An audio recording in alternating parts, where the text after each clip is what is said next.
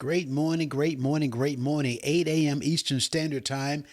It is time for the It's About You radio show on WDRB Media, the voice of the community. I'm your host, Maurice McDonald, and each and every Tuesday morning, I always say it is an honor, privilege, and just outright greatness of God for me to have this platform to share this information, ladies and gentlemen. And because it's 8 a.m. Eastern Standard Time, I know somebody's at work, someone's in the gym, someone's having breakfast, whatever you're doing. By the way, if you're in the gym, get that last rep in just for me because you're on a mission. You got it. You're almost there. Don't stop. If you're joining me for the very first time, I've had three amazing careers: law enforcement, professional school counselor, domestic violence counseling, and now teaching at a college. And now having a radio show. Can you believe it? It was a 40-year delay because I want you to know that over 40 years ago, I decided I wanted to go into radio, television, broadcasting. I wanted to be able to share a message. Well, guess what? I got that platform now. I don't take it for granted. I don't take it lightly. It is an honor, as I said, to be here. And because it's 8 a.m. Eastern Standard Time, I always give the motivation quote of the day. The quote of the day is an anonymous one. I wish I was smart enough to come up with this one. The quote of the day says, everything will always work out in the end. And if things aren't working out, it's not the end. Let me say that again. Everything will always be okay and work out in the end. And if things aren't okay, that means it's not the end.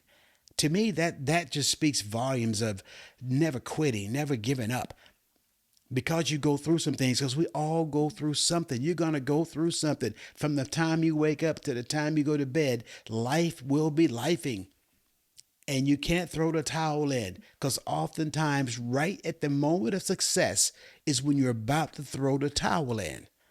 So somebody today, you're going through something. You got a diagnosis. You know, you got something. You didn't do well on an exam. Something happened. You had a car accident. You're still alive. Okay. So whatever it is you're going through, it's not over yet. So it's not over. Someone I have great respect for, the great Les Brown, always says, it ain't over till I win. Yeah, it ain't over till you win. So you got to tell yourself that, listen, I got to make it through. Today's motivational quote today has been brought to you by MauriceMcDonald.net. MauriceMcDonald.net. Go there and learn all about your amazing gut microbiome. Ladies and gentlemen, I am not in the studio today. I have the honor. I've been having this platform. I've been very blessed.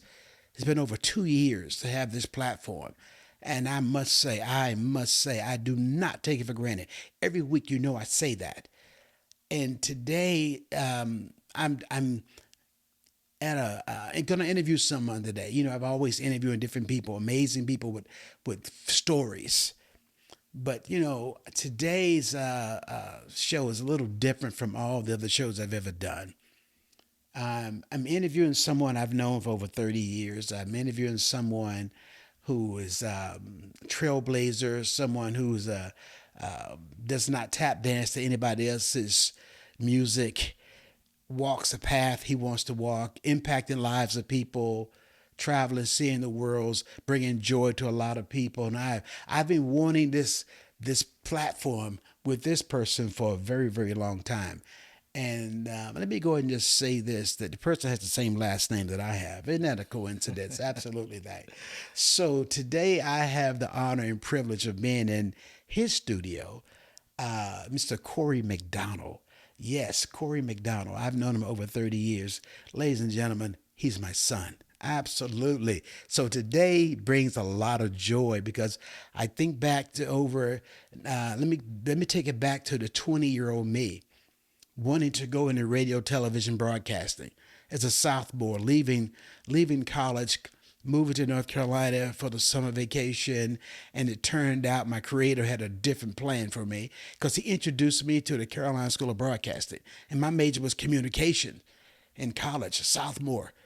So I want to go into radio, television broadcasting, and I get a chance to go to a show. I mean, of course, my mother didn't like it, of course, but long story short, I attended the Carolina School of Broadcasting, but my creator had a different plan for me because at that time, I didn't have anything to say, to talk about. What was on the radio? What was I going to do? I enjoyed it, but those ideas of going to college and becoming a law enforcement officer, becoming a professional school counselor, and all those things I had to do first.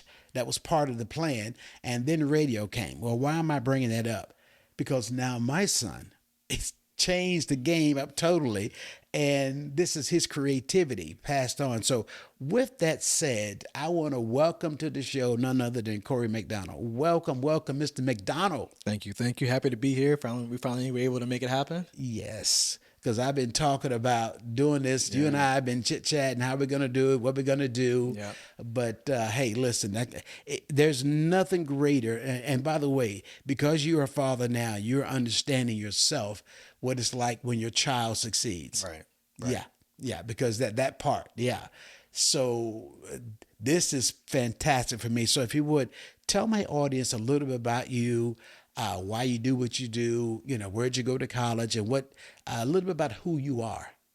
Yeah, definitely. I think I like to say that I like to live a creative life. And I think that is something that I find to be the nucleus of everything that I do. It has to be centered around creativity.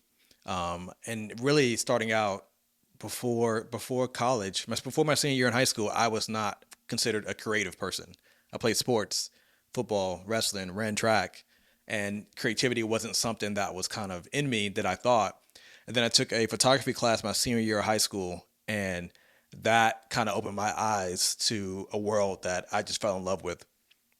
Now, technically, I always had creativity in me mentally. I just didn't have a medium to kind of express myself, but I always thought creatively. I thought about ad campaigns. I remember being in high school, I did DECA, which is like a sports marketing kind of club.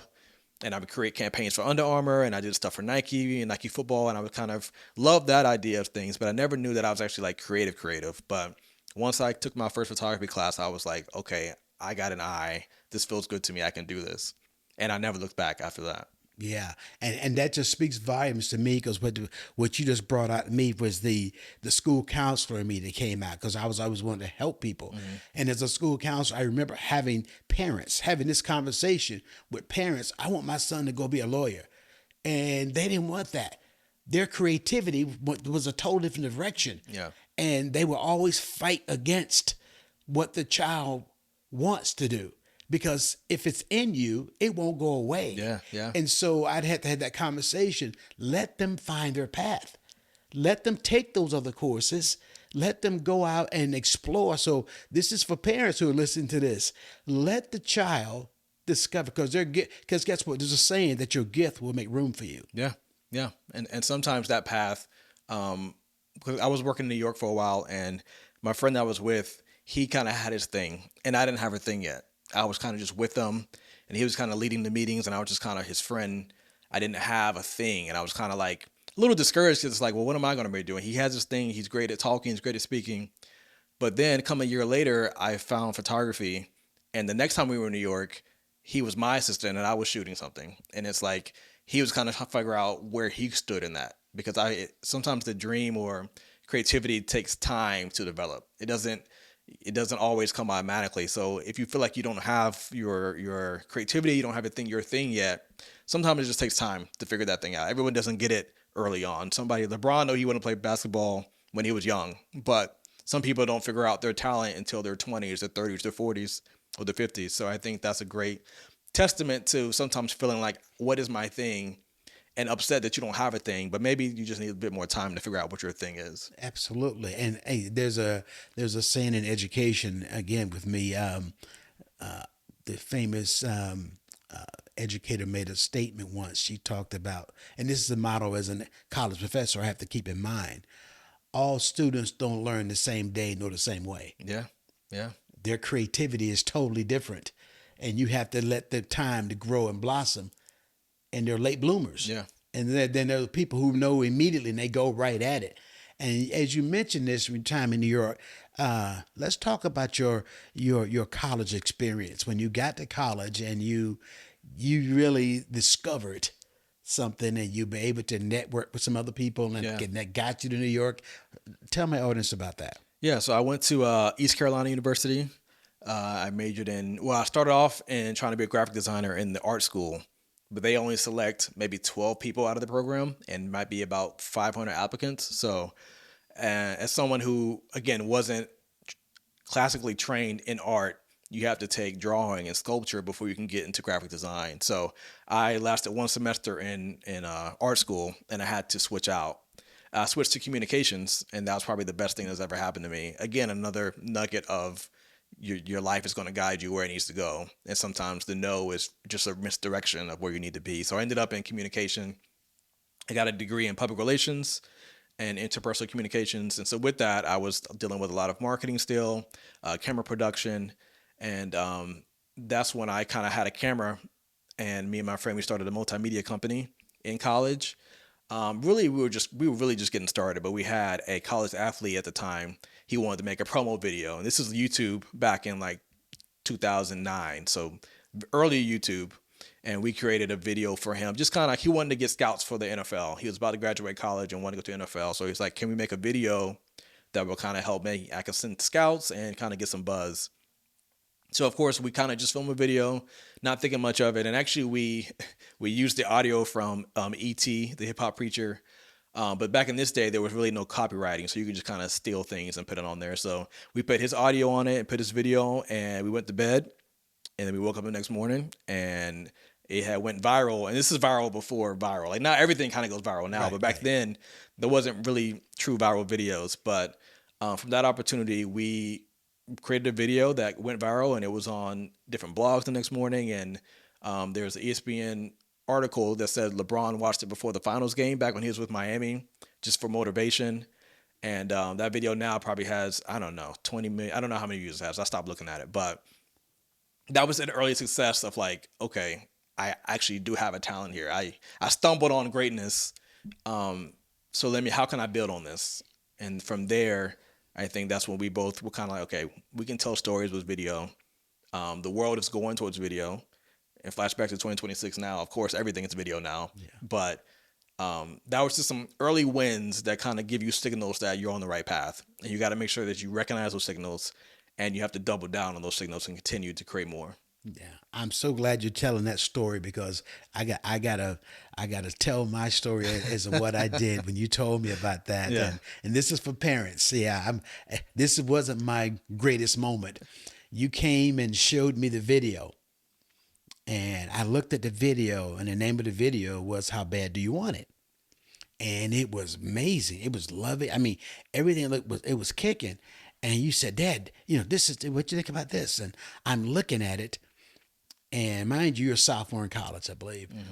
And I'm looking at the video, and it's so good. And at the end, I mean, while I was listening to it and looking at it, I was telling myself, Lord, this boy he think he gonna be able to do work like this. I don't want to bust his bubble.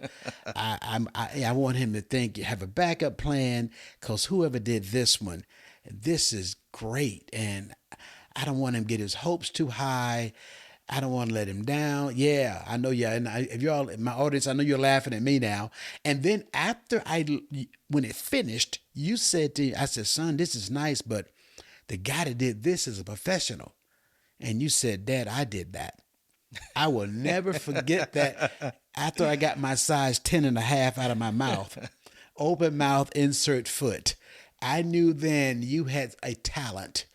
And I'm thinking, wow, he's got this. And I looked at it again, and I kept looking at it again, and I started using that video in my college classes. Oh, wow. I would go to my class day one. That was open. As a matter of fact, I think I'm going to do it again. It's been a while since now, I'm about to start back to teaching again as my first class when I go in there, because I got people from all backgrounds. I've got people who dropped out of school. I've got people who don't believe in themselves. I got people in my students who've been formerly incarcerated, or they have a drug problem and they're in recovery.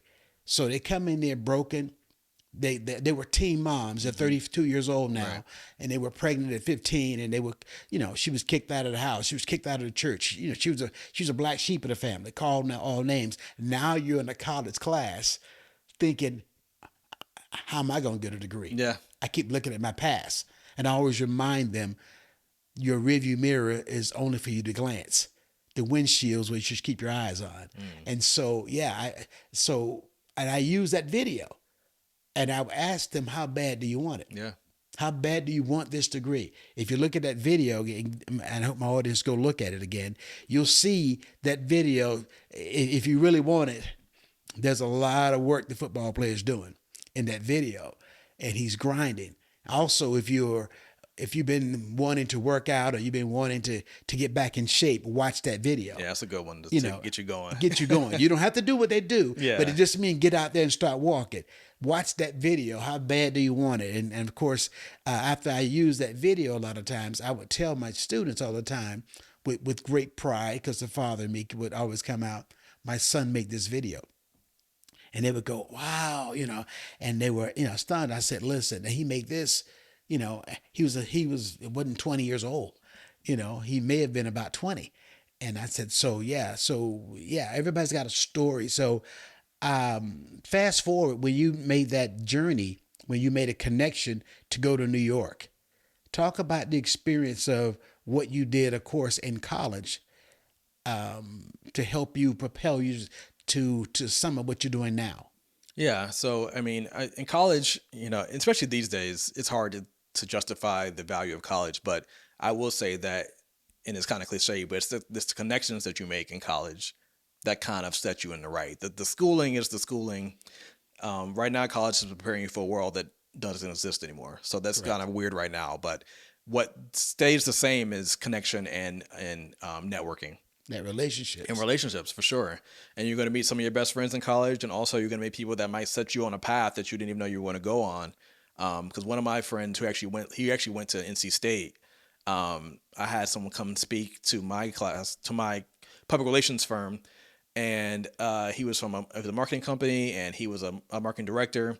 And my friend was like, well, let's get his number. Let's talk to him. He lives in New York. He's a big shot. Let me get his number. So my friend reached out, and long story short, we had an internship in New York City with him, and he took us all over New York City in meetings that we shouldn't have been in. His one rule was, when we get in here, don't say nothing. And so I followed those rules. We sat there, but we were in these corporate rooms, and this is, again, 2010, 2011, New York City, and just being in the room, observing, listening, I feel like I grew so much just from being able to kind of just be in the room. Sometimes it's about just being in the room. Yes. You can learn so much if you don't have to say anything. Just be where the people are and be where the next level is, and you'll start to absorb everything subconsciously. Because when I leave the meeting, sometimes I'm like, okay, that was a bust. But then now looking back, when I go to pitch something to a brand, I'm comfortable, and I've been in rooms because I've been doing it since I was 20. So now the lesson might come later, but I was able to be in New York City, and then that same guy that I interned for became the marketing director at a fashion company in New York. And so he called me up and said, hey, I just got this position. I want you to come up and do video for us. So that's when I was able to go and shoot Fashion Week in New York City. And again, I'm at this age still maybe 21 years old, no experience in shooting fashion at the time, but I jumped at the opportunity because I had a job here in Charlotte and I was not happy with it. First job out of college, and it was kind of rocky. And as soon as I saw the opportunity, I was like, I'm on the flight. 2 weeks later, I was in New York City. And it really is, the choice was easy because I hated where I was at. But sometimes if you like where you're at, but the life you want is a flight away, you got to make that jump. And I made that jump. The life you want is a flight away. Ooh, listen, I'm borrowing that. I love that. Yes, indeed. Because oftentimes people won't even go around the corner for the opportunity they want. Yeah. It's across town. It's too far. And I love what you said, being in the room. Yeah. Because a lot of times, the rooms you're in, all the deals are made on the golf course, at a tennis place, or being in the room to meet the person. You don't know them. Yep. But when you meet them, they connect you to the next person. And now you get invited to many rooms. Yeah. Now you're in rooms with people that are, as they say, that if a person is in front of you talking and their check is bigger than yours, you should be listening. You should be taking notes. Yeah. And being able to, you have now been in the rooms with billionaires and millionaires. I remember you took a picture of you sitting in a Rolls Royce Yeah. Yeah. with R&R on the headrest. Yep. Yep. And that wasn't rest and relaxation, No. folks. Okay, that was Rolls Royce, and meeting with some individuals, and that is so important to find that right place where you belong, and don't be afraid. And like you said, you didn't like what you were doing, didn't like where you were, but again, this is for people now who are on a job. You can't stand. You're gonna just up and quit. Don't quit yet. There is there's something there until you get ready to make a move someplace else. Right. And sometimes the place you're at that you don't work is fuel to make you do better. Yeah, and the opportunity that I was going for paid less in New York City. So it wasn't. It was the opportunity that I left. It wasn't just because it was a better opportunity money wise, but it's Right. like this is closer to the life I want to live. Even though I may have to struggle a bit more, I was young. I didn't have a family. This is the time to go and make that jump and figure out how you're gonna make it. But I had a free way to get to New York City and then find a place to stay, and I can work in New York City, or I can stay in Charlotte at the job that I hate, but I'm making a bit more money down here. Right. So sometimes the opportunity isn't about the money, it's about just the opportunity to change your timeline of your life. Exactly. And that goes to show a lot of times it isn't the money. Because sometimes, like you said, you took less, Yeah. but later on it became more. Right. Yeah. If you only think, I'm doing that. No, sometimes, and by the way, there are so many people who've made it, actors and actresses and professional singers and everybody else, and average people. They volunteered. Yeah. They did a free internship. Yeah. Yeah. You know, people, I wouldn't work for free. Oh, no, no, no, no, no. Oh, you're planting seeds. And then it goes back to, do you really want it? Yeah. Like if you really want it, you'll probably do it for free. As a matter of fact, they said that how do you know your career? If you would do it with no money Yeah. Yeah. and you still would do it without losing enthusiasm, that lets you know that's where you belong. Yeah. For Because sure. there are a lot of people make a lot of money, but they hate their job. Yeah. If I got to pay you to do it, you probably don't love it as much. Obviously, you want to make money, but Absolutely, if somebody has to absolutely. pay you to do it, yeah. Yeah. And I think there's so many people who see opportunity, but they tag the idea of, oh, I don't want to live there. I don't want to take a pay cut. I don't want, because as I know, there's so many times that you got to find that spot. Yeah. That spot that says, this is where I belong. This is my growth. I know I can make this, but I got to sacrifice. Yeah. If you don't sacrifice, you can't get there sometimes. That journey that you have gone on. So since you went to New York, made all those connections, lived in New York. How long did you live in New York? I was there for about 2 years. 2 years in New York City, networking with folks from your past, from college and everything else. And that Yes, I didn't network. live there till 2 years, but I was back and forth through college all my college years. Right. Basically, my summers were in New York. I noticed that because you would call, Dad, I'm in New York. I remember you sent me a picture. You were there and a text message. Hey, Dad, I'm in a meeting here, the food, and I've never seen shrimp this big. Little prongs, I think, right? Yeah, yeah. The first time you were sitting here and people eat, and you said, I'm eating for free. Yeah. And I think you were doing a red carpet, and I believe it may have been one of the celebrities in the background. Was it? The Kardashians. Yeah. Kim Kardashian Yeah. was in the background, Yeah. and you had that red car. I'm thinking, and I could imagine as a young person, college student, that had to be, a chance of a lifetime. Yeah. Yeah. And I kept having this thought of like, what do I do with this?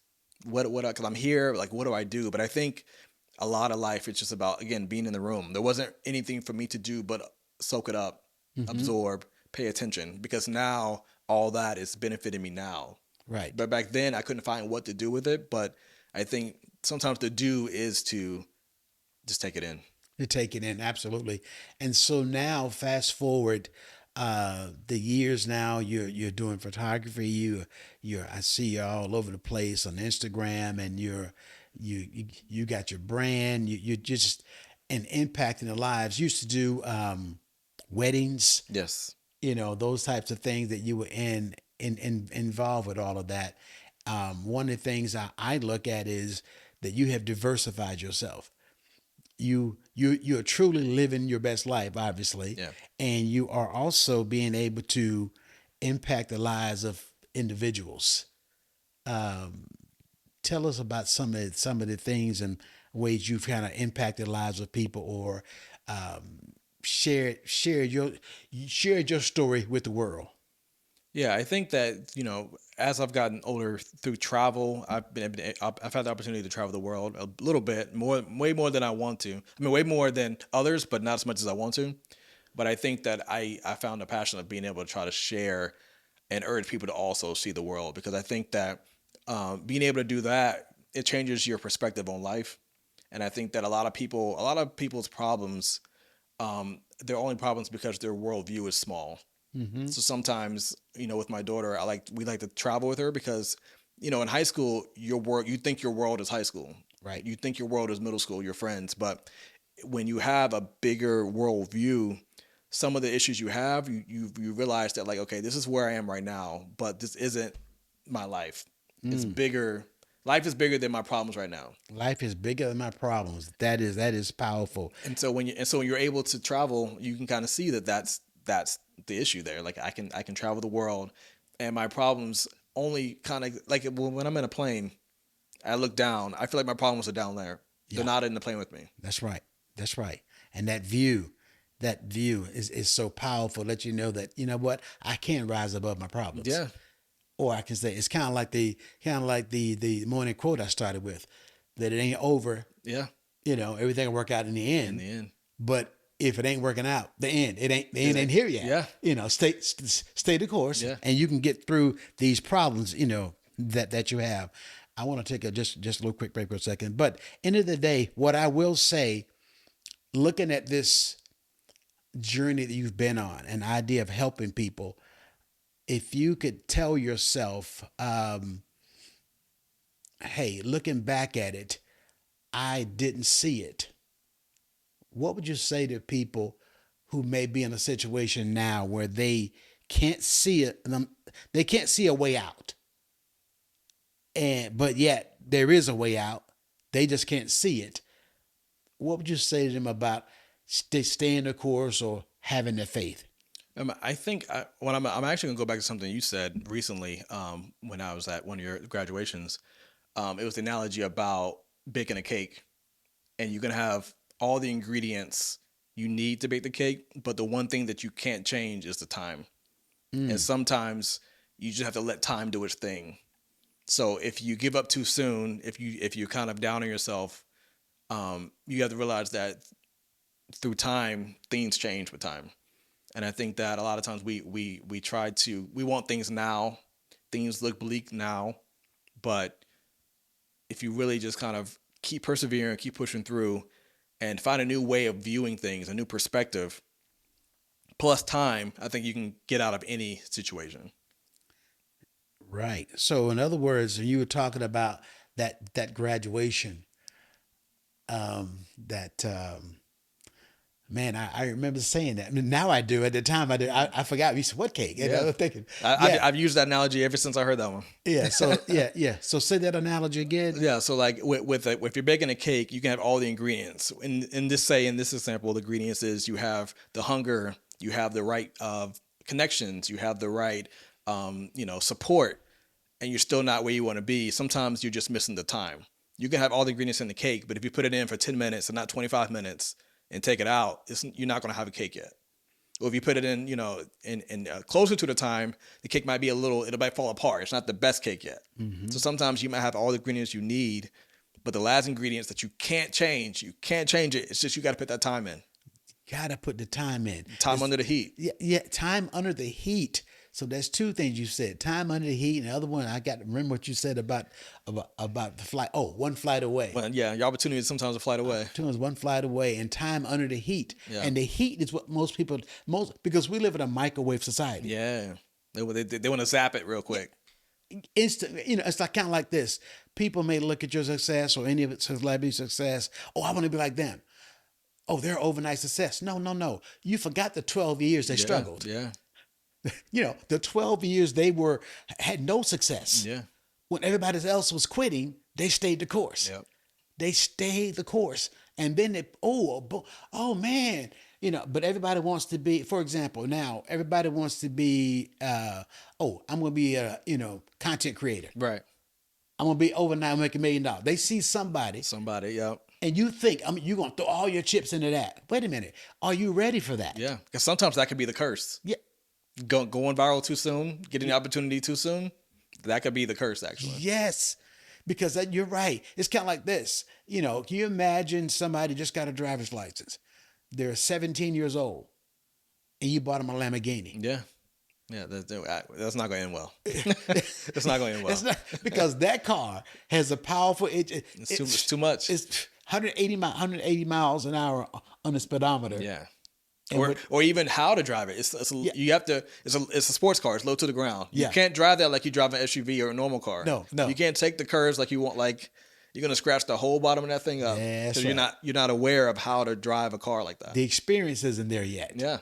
And that's why a lot of times, early success can be, a detriment to you. That, or you get addicted to the feeling, and then when you find a lull, you question yourself because you're like, "Am I meant for this?" And it's like, it's just because you went up real quick, you think that this is where it's supposed to be. You still got to put the work in to get back there again. You just kind of hit it early. Got to put the work in.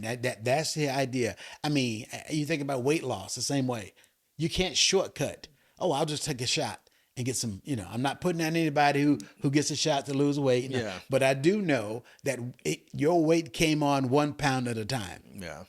And the thought of taking 10 pounds off at a time, not going to last. Okay. Or at least the longevity of it. Yeah. You still got to do some things in the natural to change your lifestyle. Yes. For the longevity of that, to keep that. Yeah. So no matter what you do, and that's why you mentioned about school. You're right. College at that whole point, and I have very mixed emotion because, I'm a college educator. Yeah. But I totally agree with the system now, the old way, go to school, get a good education, go get a good job, work for a company for 30, 40 years. That went out years ago. Yeah. Because there's no loyalty in business. No. You will get cut. You will lose a job. You will get fired. You will get terminated. Because the bottom line is, you don't fit. Like people talk about, it's a pyramid plan. Well, the job is the greatest pyramid ever because they focus on their bottom line and they hire you. And if you don't fit in there anymore, they'll get rid of you. Or if they're going to sell the company, they're not going to tell you, hey, we're selling in 6 weeks. You might want to look for another job. Yeah. No, you come in and they're gone. Yep. So finding your why, finding what fits for you is important. And I'm so glad that you were able to find yours. And as a matter of fact, in your travel, and I know you've been doing, what is it? Videography and weddings and all the kind of things that you used to do, and also with the photography, you get your drones. I've seen you on Instagram. Matter of fact, when I click and see you on Instagram, I keep looking back. Oh, okay, that's my son. But I try to look at objectively. I say, oh, that was good, and I like that. I see he's got that it factor. Using your drones and your travel. Yeah. I saw you in Morocco. Yes. What are some other countries have you been to around the world? Morocco, Bali, South Africa, of course, like Dominican Republic, and Mexico City, which is one of my favorite cities in the world now. Those are my top ones. But I think my trip to Bali was the first big trip I've ever done. That's almost a 24-hour flight. Mm-hmm. So that was my first time I actually left and went on the other side of the world. So you got to be in shape to take that flight. Oh yeah. Yeah. So that's more than an hour flight. That's a 24-hour flight. 24-hour flight. And we stopped in Qatar. So my first time kind of being in the Middle East for a little bit, and just it was a whole new world over there, and it was great to see. Yeah. And what experience did you have in Bali? Yeah. So I mean, one of the biggest thing that I did that was kind of life changing was we climbed a volcano. But when they pitched it to us, they just said we're going to climb like a hike. But this was a very, very, very hard hike. We got up at 3 a.m. It's pitch black. We get on a bus. We fall asleep on the bus. We wake up and we're kind of at a summit of something. And it's still really dark everywhere. So you don't really know the scale of anything. And they say, go. And we have these little headlamps on. And there's a lot of people, though. It was a lot of people on the volcano. But we were climbing up. And by the time we got to the top, we realized that we were above the clouds and the sun was out. But before that, you didn't know the sun was out because you were below the clouds. And the craziest thing is when you got to the top, there were monkeys up there just hanging out and like trying to steal people's snacks and stuff.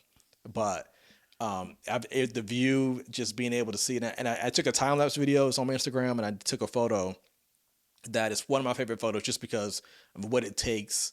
The metaphor of being able to climb the volcano and get up there and get that shot. I think a lot of photography nowadays, because of AI, a lot of what made photography great was the photographer being able to be in that place. What you do to go get the shot. Now with AI, people just kind of create the shot, and it's like it's beautiful, but like the human didn't go up there and got it and get the shot. So I climbed the volcano, got this beautiful photo, and I'm gonna cherish it for the rest of my life because it's who in the moment who I had to become to get to the top, see the view, smell what the air smelled like, and also do it with some friends that I went. It was a great experience. And when I was up there, and I didn't have reception the whole trip. I got to the top and my phone dinged, and I finally got a text message, and it was from my daughter, and she was just saying, "Oh, I miss you, da da da da." But like I was on top of the volcano, and the last place I thought I would get reception was that high in the air, and I thought again that was just like a sign for me that like a signal, just like, yeah, I got you. Like the universe being like, I got you. I got you. The idea of the hike, first of all, going up there. Oftentimes, this is something I got out of what you said is that you got to climb in the dark sometimes. Going back to what we were talking about. Yeah. You can't map out, I want to see. People say, I when I can see it, I believe it. Yeah. Oh, no. It doesn't work that way. It is not, faith, it has nothing to do with what you see. Yeah. There's a scripture that talks about that, a lamp unto my feet. Mm-hmm. I just need to step out and go. You climbed in the dark with a little light. Yeah. So oftentimes there is just a little light that you get to see, a little ray of hope.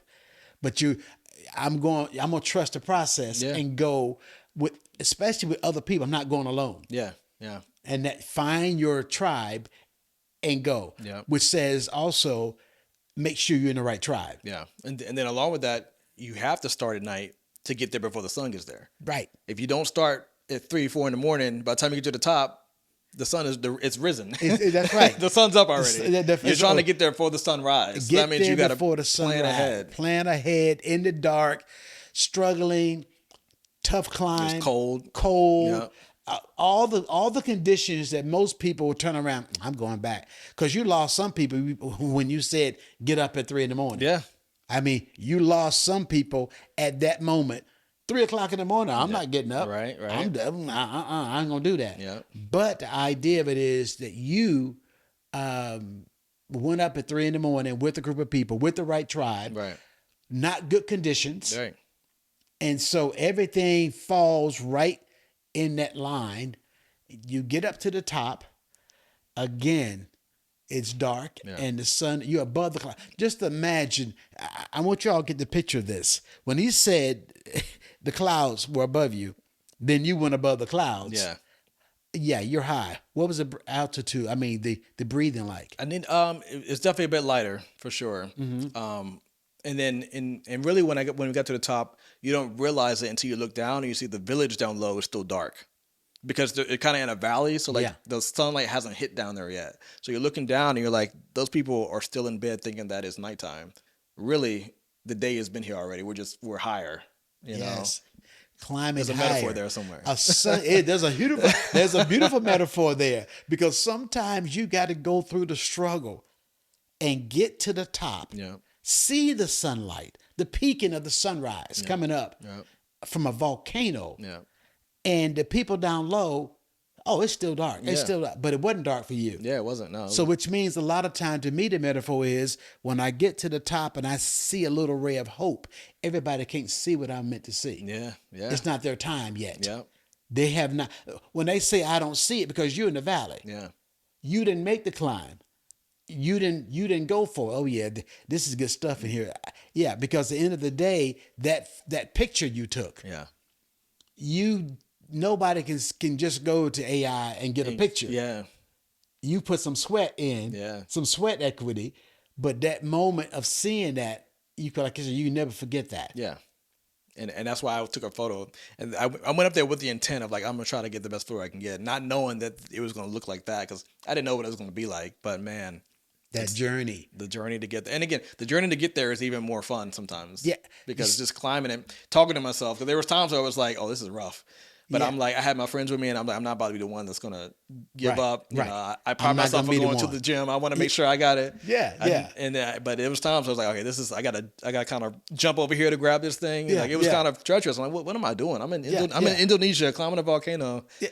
Anyway, Yeah, I'm in Indonesia. I'm real. Hey, and ideal. You thinking about this? About you said I'm not gonna let my friends down. That's kind of like when I I left home at 20 years old. I turned 20 on my own, and my father said a real man pays his own way. In this Jamaican accent. Let me say it right. Yeah. Man, a real man must pay his own way. He said that to me, and I knew I could come back home. yeah, I got here and I found out who FICA was. Hitting my check, I was struggling. $20 could last every 2 weeks. Yeah, I got to get gas. I got. I was. I couldn't eat. Soft drinks. I'm drinking Kool-Aid. Yeah. And so I had to go through the struggle. Yeah. I could have gone back, right. but my pride and my idea that in the eye of my father, that would have been 3 steps backwards. Yeah. And I said, nah, I'm sticking this out. And sometimes you need your pride. Yeah.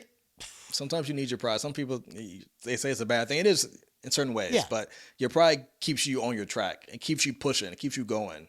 I'm not going back because I said I wasn't going back. That's so right. I'm gonna find a way forward. I'm gonna find a way forward. I'm gonna make this thing. I'm gonna make it work.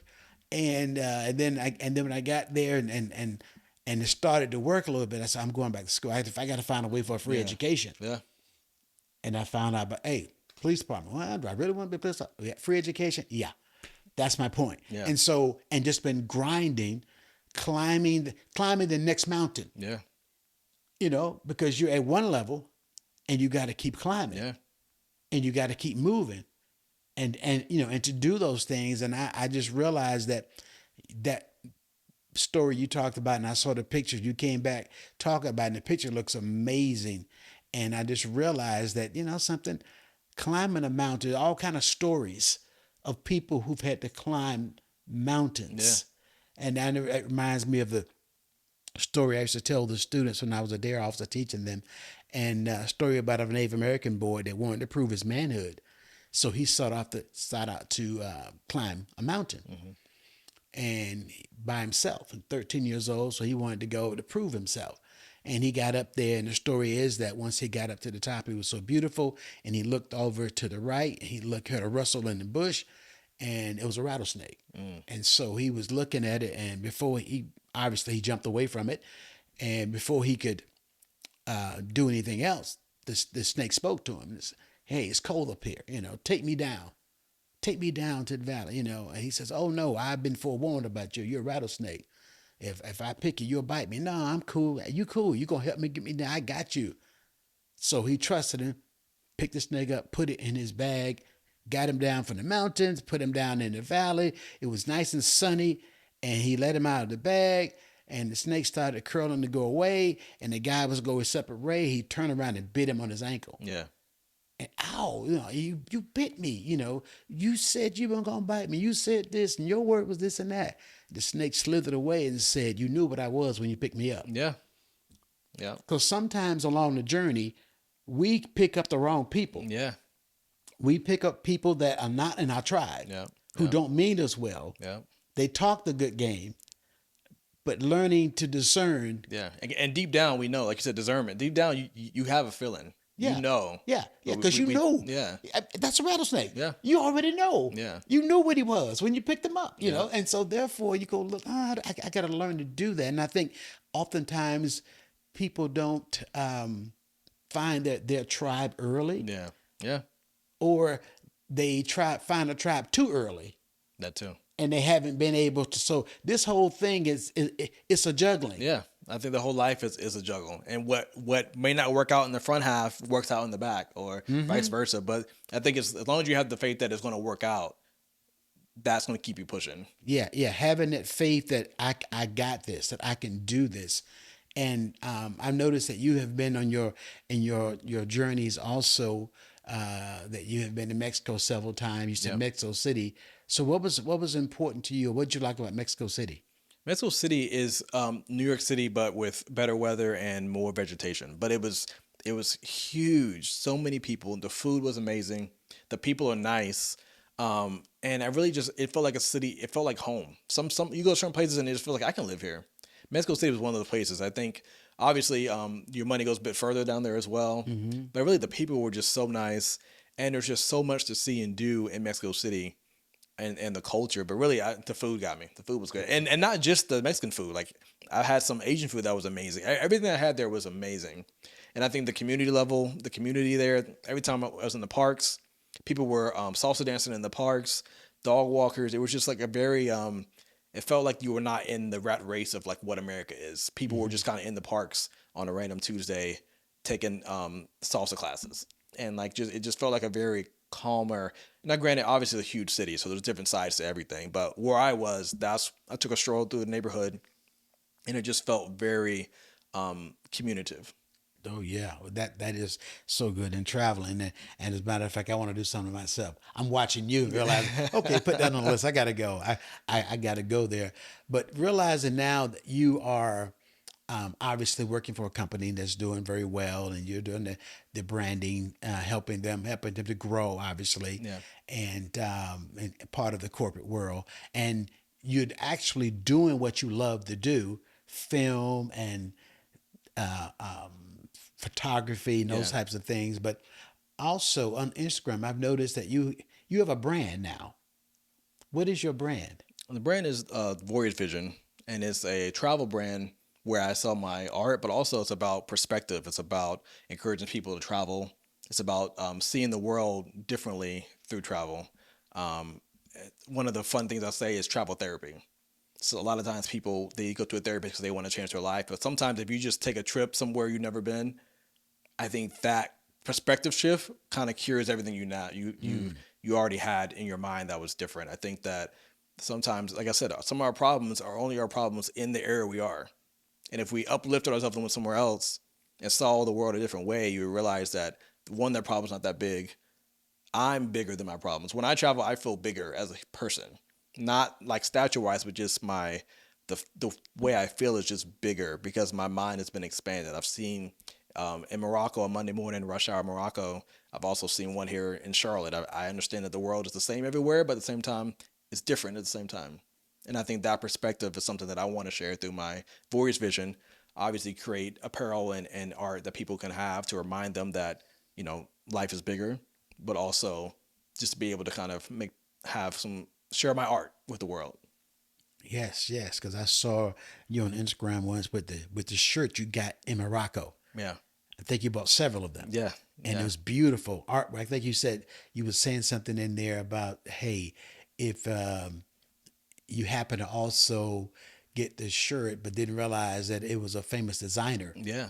that made your shirt. Yeah, he was one of the biggest designers in Morocco, but it was in like one of the little Medinas, which is like their kind of street shops. So you wouldn't know that it was a famous designer because it was just with the other things. But once I bought it and someone told me about it, I went and looked them up, and I'm like, oh wow, this guy is legit and he's known around the world. And I just picked it up at the market in Morocco. And again, that's a story that I can tell my daughter. That's a story that I'm gonna have forever when I'm 60 or 70. It's like, yeah, that one time in Morocco when I bought this shirt and I still have it in the closet. And just that you got to make life meaningful. Sometimes you got to put meaning in life, and things like that is what put the meaning in the life The for that. meaning in the life, and not just some people always, well, I'll just let life come to me. Yeah, No, you got to go create it. yeah, you got to put the meaning in it sometimes. Yes, put the meaning into it, and do what is important and helps you to feel better Yeah, and overcome some of the issues, because a lot of times people, I truly believe, which is one of the reasons I love traveling places, go places, because I do it business wise a lot, right. and networking with a lot of people. You can tend to forget about some of the issues you got going on. Not that they went away, Yeah, but I went away and sometimes get in a different environment, different perspective, yep, and seeing things you've never seen before. Talk to people. And sometimes people go, books have been written yeah, while people were away, in a spot or a place, or they met somebody that gave them a whole new perspective. yeah, Yeah, I think that song. Sometimes you want to go somewhere where nobody knows your name. I Yes. think from an Yeah, old school. Yeah. old song, whatever. But like Yes, that's kind right. of that feeling of like nobody here knows who I am. There's a lot of power in that if you allow it. No one Right. here knows who I am. I'm the only one carrying my story. So if I want to put that story down for a little bit, there's freedom in that. Now I can be who I want to be because no one here knows my name anyway. Because oftentimes I believe that, and you mentioned therapy, because my background is in counseling. Is one of the things that that I teach. Yeah. That so many people get caught up in their stuff, and they get stuck Yeah. in their stuff from the past. That should have happened. Shoulda, coulda, woulda. Yeah. Yeah. I'm the worst. There's no hope for me. And I'm stuck. I have no.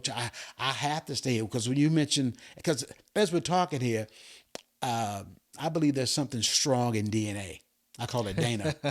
I agree. My major was communication in college. Yeah. You ended up getting. I teach it. You had interpersonal. I teach a class, interpersonal relationship. Look I at mean, that. you can't make this stuff up. Yeah, Okay. yeah. And the name of the book. I'm gonna plug the book. Oh my gosh! I never knew I had a choice. That was my favorite class that I teach. Out of all of them, that's my favorite. And the title of the book just tells it the Yeah. whole story. Yeah. I never knew I had a choice, which implies I do have a choice. Right. Yeah. I just didn't know You it. didn't know it. Yeah.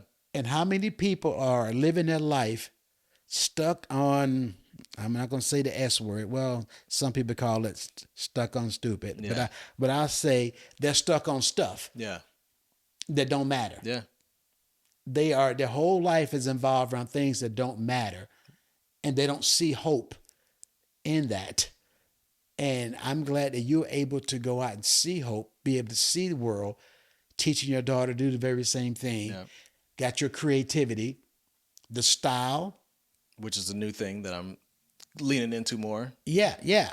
And I saw that. Tell us about the style. Yeah, I've always been again, since I worked in fashion in New York, I've kind of been around it a lot. And I think how you show up in the world is important. I think that people are going to judge you regardless. So at least you can do is kind of put your best foot forward. I think that style has the ability to fashion itself, and it'll make you stand up taller. Like a good suit will have you walk in the room differently. Come on. So like I think as humans, our garments, what we wear is important. How we show up in the world is important. And that's something that I do every day. I look forward to getting dressed. So it's like, let me just go ahead and share my passion with the world. I find that a lot of times it's low hanging fruit. Everything that I do is low hanging fruit to me because I already love fashion. I love creativity. I love photography. I love video.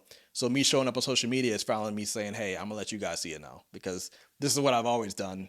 Let me go ahead and share it with the world and maybe inspire somebody else. That's exactly right. Because me back in the 70s, some of the very same things. Had the platform, the big bush, brother, Yeah. Hey, you had the long length coat, leather coat. Yeah. Shaft. Who is the man? That's another story. Yeah. But it's the idea of the fashion too. I used to love that and still do whatever. Yeah. But at the end of the day, again, you're exactly right because so many people show up. Sometimes people don't know how to dress for success. Yeah. What they say, dress for the career you want, Yeah. not the one you have. Yeah. And being able to share or that. dress for who you want to be, not who you are. Even if you feel you're in a transition state, it's like Right. sometimes putting on the right uniform, putting on the doctor's coat, it makes the doctor feel more official. Right, The doctor right. came to you with the hoodie on or whatever. It's like, okay, I know you still have the knowledge, but something about the white coat, something about the suit, something about that at the right time, it just does something mentally for the people observing and Right. also the person themselves. I think it's really important. And that's important too. When you've looked at all the travel that you've done and everything you're doing now, what joy or what brings you the most joy? I think being able to continue to live the life that I want to live brings the joy. I think there isn't a metric that I look for. It's more just like it's almost like a need for me. Like I need to travel. I need to express myself. I feel like I've been underexpressed for so long that now me expressing myself is I'm happier. Okay. So sometimes I think if you have an urge in you you might need to explore that urge of what that is. And I think that's the biggest thing for travel for me is being able to, one, have my life set up to where I can do that. Mm-hmm. And everyone, saving a couple bucks a week, a month, and putting it aside for travel is probably the best thing you can do. Mm-hmm. I've kind of transitioned from wanting tangible things so that I can go get experiences. Mm-hmm. I could have a better car, but then that means a higher car payment, which means that might cut into my ability to get the flight that I want to get or go Gotcha. travel. So it's like I've transitioned from material things to experiences, and through that I become a better person because those experiences make me a better person. Powerful. Yeah. So now you've looked at this journey. You're doing it. I noticed with your child. Hello. Yeah. She's traveling. Yeah. The experiences of a young person. So what was your impact? What was your thinking about having her to be a part of this same process that you have of sharing some, I guess, some memories, if so to speak, having your daughter. I guess what I'm saying is you're exposing yourself with the travel, Right. but your daughter's joining you. Was this purposely, or was this something you um, just happens? I mean, her mom definitely plays a part in that. She wanted to make sure that she got as well, because I travel solo, but I also travel with the family as Mm-hmm. well. And I think that the benefits that I'm getting in my 30s, if she can get that when she's 12, by the time she's 30, what kind of mindset will she have? And also, I think when it comes to bonding, they say that like buying your child a gift for Christmas, this toy they want, that will last about 2 or 3 weeks, and then it's old news. But going on a trip with your child, and both of you guys are, because they're learning you too, because both of you guys are in a new place. So they're watching your parent use a map. They're watching your parents figure things out. They're watching each other. You're discovering the world together, and I think that's a bond that you can kind of create that being in your city won't. You can't recreate that feeling. So being able to see the world together, the curiosity, the exploring, the adventures, being on a boat in the middle of the ocean with her, like stuff like that, where she's experienced it, but for the first time, but so am I. Mm-hmm. I think that's the bond that kind of makes it real tight, because it's like I got lost in the city with my dad, and we were somewhere and we had to figure it out, and we were walking two extra miles because we missed the bus, but like that's life, that's living. That's memories to where if something happened to me, she's gonna be like, "Oh, I remember that time Yes. we did hot air balloons in Mexico City with my dad," or something like that. I think that's life. That's living. Yes, and the idea, I think about as a kid, because I didn't have that luxury to do it at the time. But I remember after each summer vacation, you go back to school, Yeah. and teachers used to ask us, "What did you do on your summer vacation?" You had to write a little essay about Yeah. what I did on my summer vacation. Well, for me, mine was I worked in a tobacco field. Okay, I picked cucumbers. Wouldn't call that a vacation, I was on but the farm. Yeah, they called it a vacation. It was summertime. Yeah, though. I never summer camp. I never went to a summer camp in my life. Okay, Yeah, yeah. the summer camp was on my grandfather's farm. Yeah. However, looking back at it, I learned hard work ethic. Yeah. I learned what I didn't want to do. Yeah. Okay. And sometimes it's more important than anything. Knowing what you don't want. Preach, son. It's just as important. Because a lot of times when you go through things, and like when I came here again at 20 years old, the job I didn't like, and they started, everybody there were older men. Yeah. And I worked in a factory, and it was hot making these filters for the tractor trailers. Yeah. Those stacks they was huge. Those filters could be as large as a table, or as small as like a lunchbox. Yeah. And they had to steel and everything else. So you got to put them in this heat, 450 to some of them would be up to 4,000 degrees. When you open those doors, can you Yeah. imagine when Yeah. 4,000 degrees open that door? In the summertime already. In the summer, in the South. Yeah. And so I kept thinking, each time I went, I kept thinking, this ain't what I'm going to do. Yeah. I don't know what I'm going to do. And so finding out sometimes, go through some things that you didn't want to do Yeah. to help you figure out What is what it I you do wanna want to do? do. Yeah. And I got to find it fast. Yeah. Yeah. I want, look, The speed. pressure, the heat sometimes make things happen faster, So, Come on. And sometimes when you're going through something like that, Yeah. it makes you want to grind. Yeah.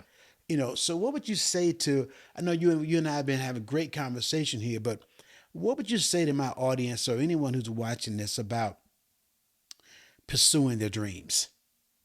You know, what are some steps or a formula or an idea? 'Cause I know you had said about finding your passion, living a create the life you want, Yeah.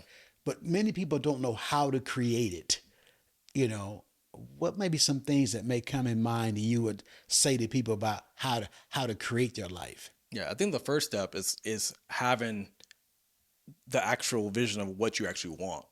Some people have an idea of what they want, but they don't actually like have a thing to say, I want this. Or it's really broad. I want to have a lot of money.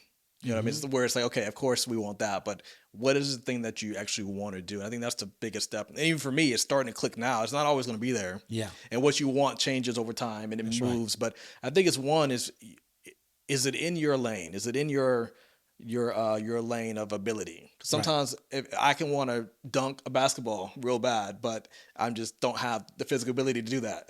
That's right. So I can want that my whole life, but like that's not really in my lane. But what do you have in your own lane that can get you to where you want to be? And if you Gotcha. have that and you have an actual goal, a vision of what it is, I think after that it's more about just going after it. But I think a lot of times people miss the part about actually having a specific vision Yeah. of what it is that you want, how you want Yeah. your life to look, Yeah. and then reverse engineering. Okay, so if I want to get to here and I have these talents and I have these tools, whether it be social media or whatever, my dad's a lawyer. Okay, I have ability. I can lean on him Mhm. to ask him questions. I can intern with my That's uncle. right. What do I have in my tool belt to help me get To there? make it work. To get there. How can people follow you on Instagram? On Instagram at Corey Mack, KoreyMac. That's the best way. And from there, you can find everything else you need. But Corey Mack, KoreyMac. Listen, I want to thank you for this time. It goes by very quickly. And guys, this show, make sure you follow me also on Instagram. You go to It's About You radio show on my YouTube channel. And you will listen. Thank you for this opportunity. We Yeah. finally got it together, Yes, made it yes, yes, happen. yes, yes. This has been the It's About You radio show. We will see you next week, 8 o'clock Eastern Standard Time, because we're going to be in the building. That's good. Yeah. I like it. How you feel?